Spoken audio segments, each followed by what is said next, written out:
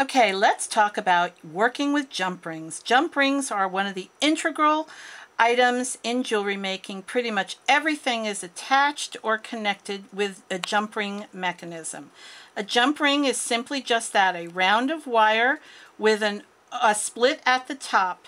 And usually your jump rings are open ever so slightly. It might be coming up a little bit to the right or the left, and you always want to follow that line when you're opening your jump ring.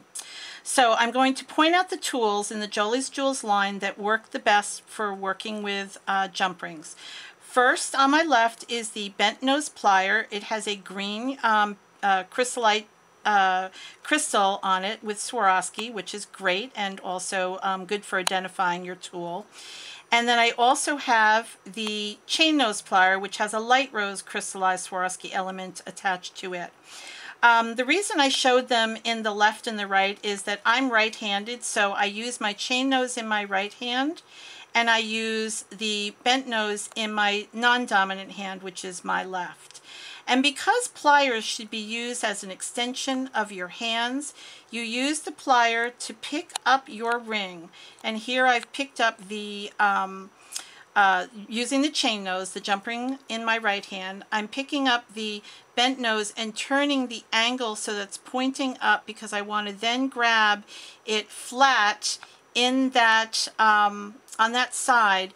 And then I'm going with my chain nose and I'm just merely opening it up. You never ever want to pull a jump ring apart this way. You'll ruin the integrity of the wire. So now that I've got that opened up, I can put my bent nose away, and I'm going to come down to my dangles that have already been laid out here for me, and all I'm going to do is merely just add those onto the jump ring. And what I'm going to do is then pick up this bracelet here. I'm going to finish this off for a friend, and she is all into purple, so I'm going to hook that right on. Can you see it in the camera there? There we go. And I'm going to hook them onto one of the links. I'm going to bring my bent nose back, and I'm going to grab it. I'm going to come back in the way I opened it and just reverse the closure. And you want to wiggle it a little bit. You want to make sure that you can't see through that opening there.